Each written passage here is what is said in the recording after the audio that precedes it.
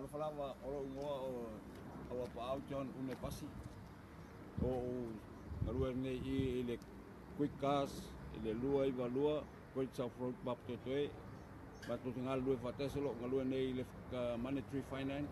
matu ngal lua fatesi nei mal auso nei wa la val fasal longo ta vale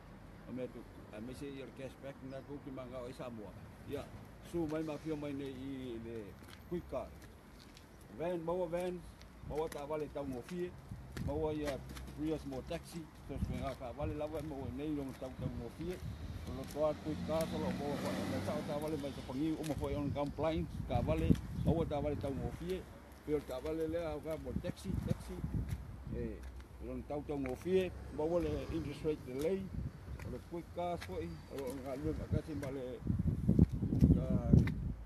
finance le or finance now I may see company tell lo matunga lu nei tonu tua ale quick cars apa yo fia mo sta bal tau fie su bal tau sanga ngai lunga penga renga full time I may say license ya bawa selena pe faso da mai ya au le telefoni o le tolu I batasi tasi tolu lua lua ko South Road ba I manreua o le mobile o lua fitu 5 kasi 5 balu kas sumai metala mai mau ko tak balu suki aku te tahu saya suki mo fadau bai suki tau ngofie mau suki tau ngofie empecé foi le Poland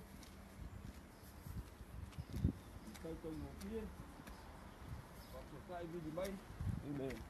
le Holland tau sanga terus ko ingat tau sanga lawa fa foi ia van solo mo van tu ai na tele fitu alu ia